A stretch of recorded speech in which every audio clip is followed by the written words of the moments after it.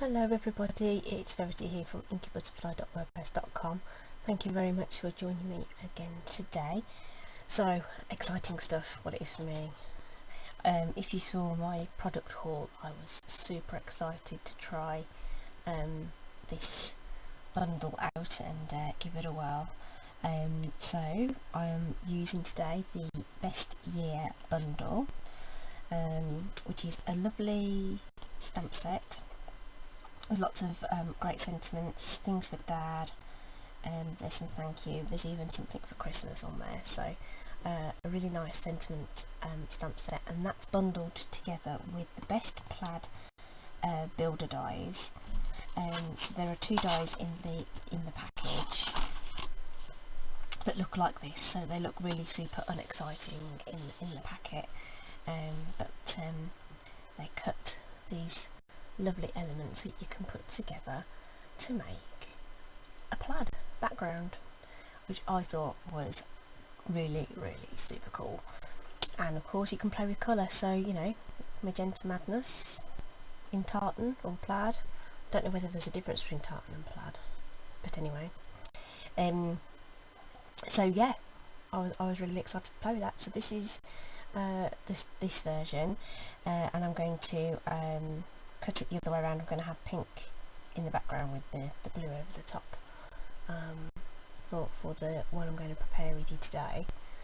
So it was actually not that difficult to put together at all, really, once all the die cutting's done. So let's get started and I'll show you this. Remember, if you buy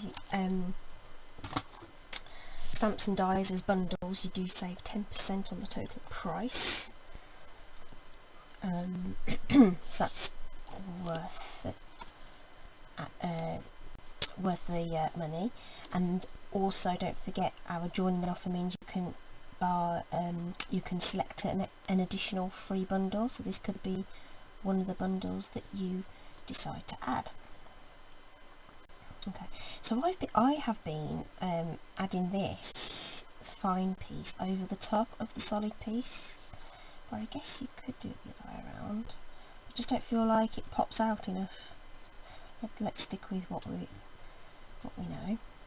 So there are quite a lot of little bits and pieces to pop out afterwards, but I have to say it was so easy. It cut so cleanly. The bits just fell out. It wasn't actually very difficult to get all those pieces out at all. And these ones in particular, they all came out as lovely little squares. So I should imagine that the frugal amongst you will have some ideas on what you can do with those little squares as well, rather than just throw them away. So we're going to use wet glue to position the grid over the top of the tartan. So the strips are wide enough to carry some glue. Excuse me. I beg your pardon. So you don't want to go balmy with your glue. It's really strong, the multi-purpose glue. You don't need a lot of it at all. It's acrylic based, it's very nice. So use it sparingly and then it won't squidge out onto the other piece of card, and it'll stick no problem. Turn that over, and then the wet glue just gives you a bit of wriggle room, and I'm doing it over this mat because the cross parts will go straight onto there, and this mat will clean up beautifully if there's any glue on there. So I'm just going to press that down with my fingers, get it in position, very easy. So I'm just looking to make sure that these crosses look even in the squares, and I'm just going to set that to one side just for a couple of minutes with this large stamp block over the top. And while that's drying, we can just get the sentiment stamped. So I've got Balmy Blue cardstock there, and I'm going to use Misty Moonlight ink. That's the colour I've used on there. New ink pad lids are a little stiff, but there you go, that's it, it's open. So open all the way like a compact mirror, and then you can slide it back. I've already mounted the stamp onto a block, and because we're going to die cut it, it doesn't matter if it's a bit wonky. Just make sure that it's well inked. Just going to press that into the middle. See, it's totally wonky, but it won't matter because we can fix that with the die anyway. And I'm actually using one of my favourite sets, the Stitch So Sweetly set, to cut the sentiment. Just fits nicely, so just making sure that the borders are even on each end and the top and the bottom. I'm just going to tack that in place with some washi tape and just run that through my die cut machine.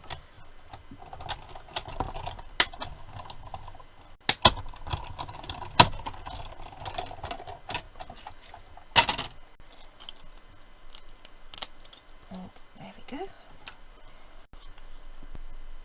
I like those dies, they just do, they do give a really nice border. They're really nice, really like them. I'm going to put some dimensionals on the back of that ready for when we want to stick that down.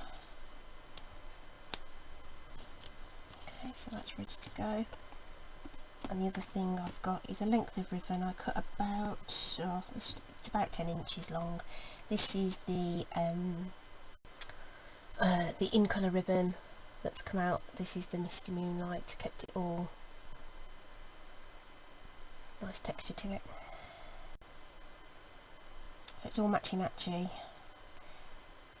And actually there's a little Facebook colour challenge, which is what determined which colours I was going to pick today, and I thought it'd be fun.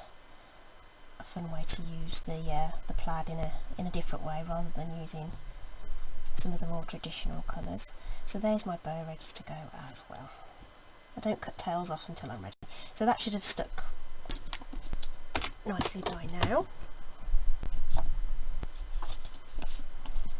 Now I've got a balmy blue card base there.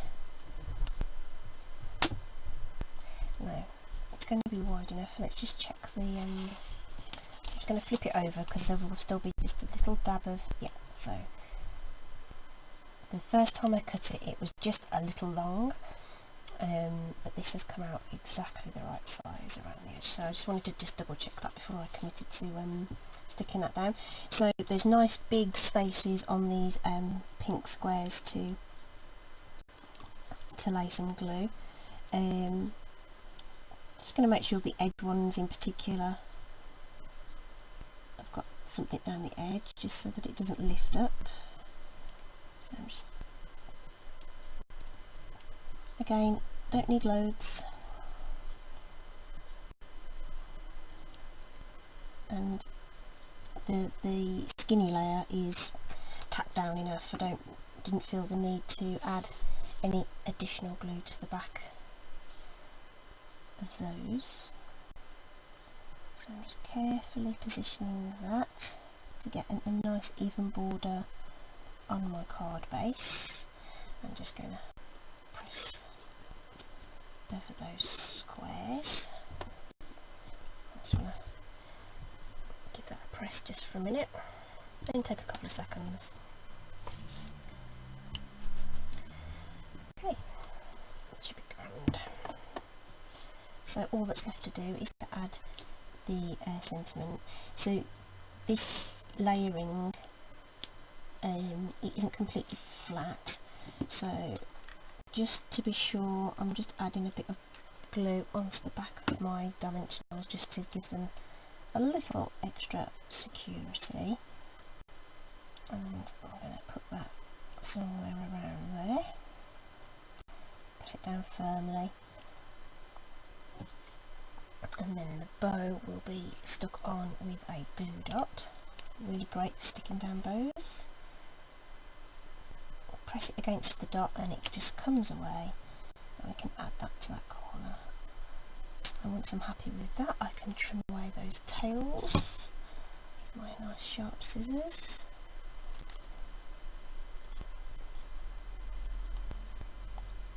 she says that, there we are. And then the only thing to add are some little enamel dots. These are the in colour enamel dots. Just going to grab my take your pick tool. Just use that to oops.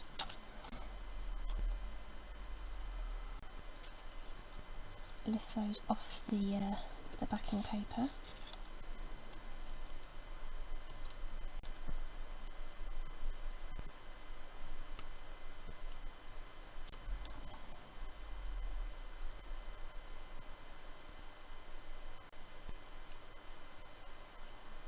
Oop, that one's just falling apart on me, so I'm just going to grab another one.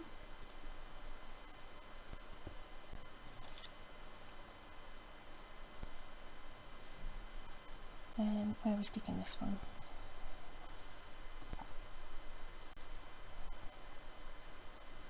Oh, decisions. Oh, it's a bit level with that one, but anyway, you get the idea. Okay, so that is, I think I prefer the blue one, but I just thought it'd be fun to show you a different way of putting it together. So it's a bit high, there we are. So isn't it cute? I love it. So many different colours we can use. I think it would be really nice in yellow, black and grey. I think that'd be nice. And then of course we've got lots of traditional greens and reds. So I can see me doing some internet searches on different tartans and having a look at the different colours for those. So if you do have Scottish friends that you wanted to make a custom card for, this is perfect. But you know, plaid's trendy anyway. So thank you for joining me today. I hope you've enjoyed that. All the links to the products I've used today will be in the corresponding blog post, and I'll put that in the description below. If you've liked this video, I'd appreciate some thumbs ups and some subscribes. You can also find me on Facebook, Instagram and Pinterest. I was trying to think what the other one was then. So many places to share these days. Thank you very much, and I hope you enjoy the rest of your day. See you again soon.